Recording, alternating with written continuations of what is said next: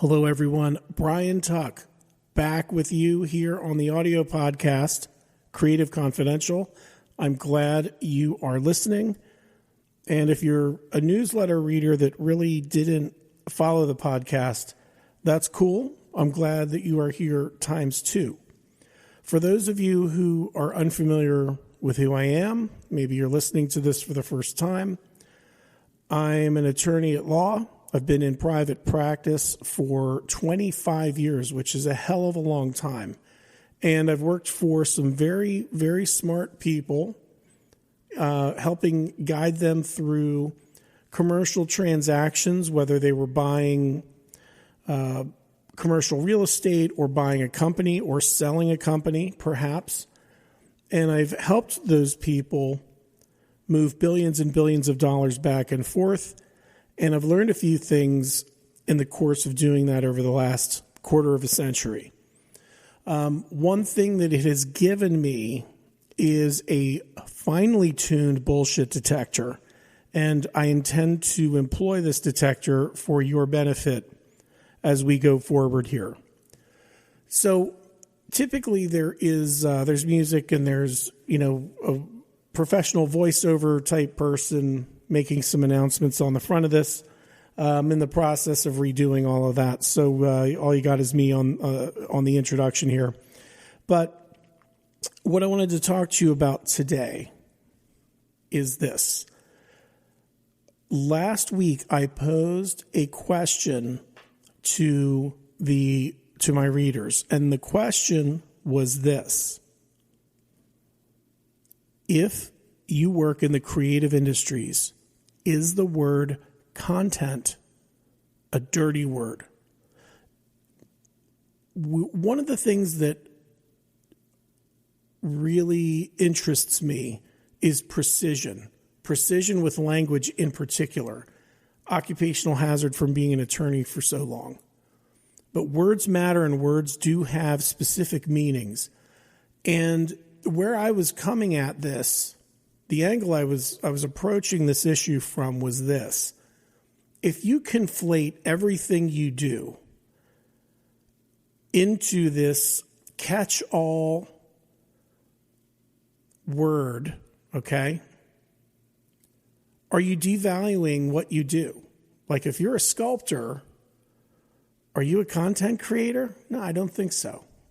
If you're a painter or a composer, even to say that you're a writer, there are many subgroups that can branch off of that. Are you a playwright? Are you an essayist? Are you a novelist? What are you? Be specific so we know what you're doing. But I want to share 3 responses that I got to this question that are all thought-provoking, and we're gonna get into them now. I did briefly check these just for audio quality. I have not listened to these in depth or prepared any response, so you're getting my reaction right off of the cuff here. The first response to this question comes from Sean Cavanaugh. He's a podcaster and musician based in the Lehigh Valley, and let's hear what Sean had to say about that. Okay, so this is in response to the topic, is the word content a dirty word? So I have to say that I don't really have an issue with the word content. I understand from your article, you talk about it being a blanket statement that's, covering too much, whether it's automobiles or photographs or music and this and that. But I think it's broad on purpose in today's, culture, I suppose, because so many, artists and, creators are wearing so many different hats and creating so many different types of media, whether it's text-based, audio-based, visual, actual, a merchandise that you can hold, physically hold. There's so many different types of content that exist, and people are doing a little bit of everything to diversify themselves. So it's very simple to describe themselves as a content creator in that sense, or even just like making it related to whatever type of field they might be focusing in on, whether it's like, a musician or a painter or a photographer, anything like along those lines. So, it's broad on purpose, to allow that flexibility for, the artist to be able to do more things and not be pigeonholed into only putting out one type of content or one type of media at a time. I'm overusing the word content even in this statement alone. And that is kind of my point. That when everything is content, nothing is content, right? Or the old saying, like, if everybody's special, nobody's special. There is an epidemic that we are in the middle of here. And that epidemic is an imprecision of language, okay? And sometimes that's intentional. Sometimes it is inadvertent.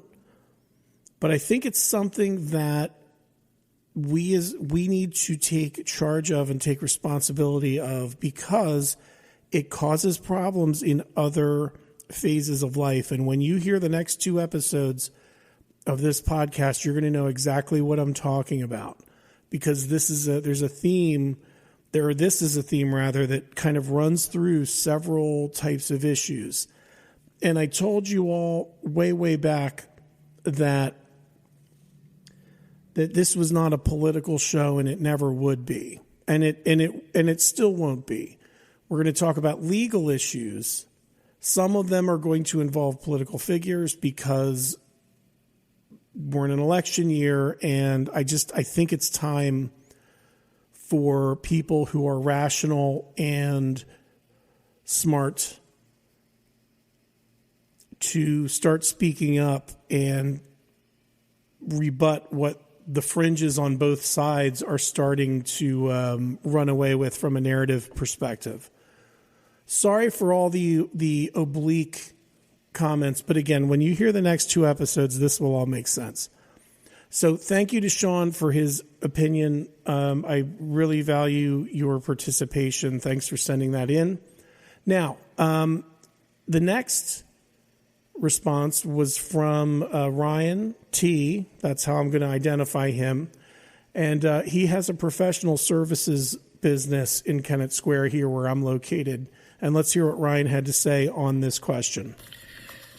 Hey, Brian. Hey, you've posed an interesting question with asking, is content now a dirty word? Because in today's digital world, it honestly gave me a small cringe when I read it. So I started thinking really a little bit more about why. I don't know. To me, I'll say I'm going to keep this strictly on the business side. But it seems to me when social media was getting ramped up, people would just post whatever they felt like. It was unique and fun and even relevant to what they were doing. But, as time evolved, whole industries and companies are now being built on the background of creating this, quote, content for others. And these marketing companies are telling their clients to produce, quote, content and get it all queued up for posting. When I look at my feed right now, at least on Facebook, most of my feed is filled with that, quote, content, which to me looks like just posts for the sake of posts without really any relevant meaning to me, nor without any compelling reason why I would even want to engage with that business or product. But even worse, it seems to me, is a lot of the self-serving nature of many of the posts. Like, for example, say professional services posting about their team having a party instead of actually working, or doing some sort of virtue signaling about whatever activity they are so, quote, thrilled to be sponsoring or doing in the community, when, let's be honest, if you didn't have to do it, you probably wouldn't. I mean, unless you were truly that virtuous. I don't know, all this stuff to me just comes off as boring and really counterproductive if it's not truly aligned with the core beliefs or mission of the company. So I guess with what you're saying, could content be useful and productive?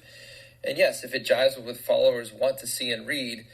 But if not, I think it also has the real strong potential to create eye rolls and disdain. So I don't know, content that's still organically created, celebrates wins of others, and is really meant to inform without any sort of ulterior motive, I think still has a place and is relevant. And today, I think that would actually help somebody stand out as being unique. But, what I see as, quote, content, just for the sake of filling up digital real estate on somebody's feed, I'm really hoping that as time goes on, this is just a concept that is past its time and will be moving along down the road. And hopefully people start to realize that the ROI it's supposed to create just isn't there. And we'll turn to creating more things that are relevant and interesting versus just what somebody says that they should do, or for posting just for the sake of posting. Anyway, that's my 2 cents. Take it for what it is. But like I said, when I see my feed and I hear the word, quote, content, I'm like, oh my gosh, that's just more of the same boring posts that aren't relevant to me. So, let's try to be creative. After all, we are creators, correct? All right. Have a great day, man. You're going to love the way Ryan brings it around back to the, back to the original topic. After all, we are creators, aren't we? Indeed, we are. Yes. Now, I think there's 2 issues here. Ryan made a lot of good points. And there's 2 issues. One is the imprecision of language, okay? Again, whether that's intentional or inadvertent, we got to decide on a case-by-case basis. The other issue that Ryan's getting into is content marketing just for the sake of throwing something up with your company's logo on it to keep your brand in front of people. I can't think of anything that's more infuriating, and I know I'm not alone. I've had this conversation over and over again with attorneys and bankers and health professionals that, let me just clear something up. And I'm talking to you guys and ladies on LinkedIn primarily, because LinkedIn is the worst at this. Nobody cares. All right, nobody cares if you're skiing or if you found your happy place, at the beach, or you're in the Virgin Islands, or you're in Hawaii. Stop it. Nobody gives a shit. By the way, we're cursing on this thing now, so fasten your seatbelts. I do not care if you are skiing. What I want to know is, are you good at your job? Do you know what you're doing? Are you competent? Those are the things I care about. So when I see the absolute explosion of these self-care posts, when we live in one of the easiest time periods in human history, because we have it fairly easy. We're not out hunting and killing our own wild game unless it's for recreation. We're not chopping firewood for heat. Everybody's pretty comfortable, whether you own your own home or rent or whatever. That's a separate conversation. But we've got it easy, guys. Stop complaining, and for the love of God, stop humble bragging about where you vacation and how important self-care is when we all have it pretty good. We really do. And I'll take on anybody on that debate. So if you've got something to say about that, DM me and we'll talk it out. Okay, so rant over for now. Now we've got a third take on this question: is content a dirty word? And this is from Jamie Dibbs, who is a novelist and very, very cool guy, great writer, lives in Singapore, and you definitely should check out some of his work. By the way, I'm going to link to Jamie's work as well as Sean's, because I think they want me, or they would like me to.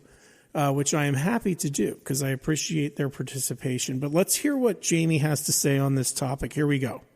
Hi, my name is Jamie Dibbs. I'm an author, journalist, media guy. Content isn't a dirty word. If you are in the publishing business, you probably think of most of this stuff as content. It's product that gets wrapped and distributed and monetized. When you're a creator, of course, you don't like to think that all you're doing is just working for the sales guy to make his bonus. And that is the reality in a lot of cases. So what do? I think if you want to have your work stand out and be regarded as something other than just generic interchangeable parts, then you need to create content that is like that. It's unique and it has a voice, it's got a style, and it's got something to say, even if it's just for purely entertainment. It should still have some deeper meaning or some purpose to it other than just being a way for people to kill time. Because if they're just killing time, then there's easier ways for people to do that. They can play a video game or something. That's content too. So I think that if you're as a writer, I look at this and think, well, what am I in this for? Why am I getting out of bed and spending so much time working on a piece of fiction, or even my day job, if I'm working on nonfiction journalism? I have to, it has to excite me. I have to really feel like that this is worth my time. And if it's worth my time, then it's going to be worth somebody else's time. And at that point, it's no longer content, but it is conversation. That is a tremendous way to put it. Conversation, not content. I really appreciate the contributions of all three gentlemen who submitted responses to the prompt, and support them. If their links are in the show notes, please engage with them in whatever way they are. They are out there, whether it's as a podcaster or writer, whether there are books to buy, there are subscriptions to purchase, because we got to keep this community going, and the primary way we do that is by supporting one another. So I'm going to sign off for now, and here's some drumming that we're going to listen to on the way out. If you liked what you heard, please share this with someone else who you think might enjoy it also. Thanks for listening. Please subscribe on all the platforms, or just go to my Substack page and become a paid subscriber there. That would be really awesome. It's only $5 a month. And you can find that at bryantuk.substack.com. How's that for a shameless plug? All right, you guys and ladies, be cool,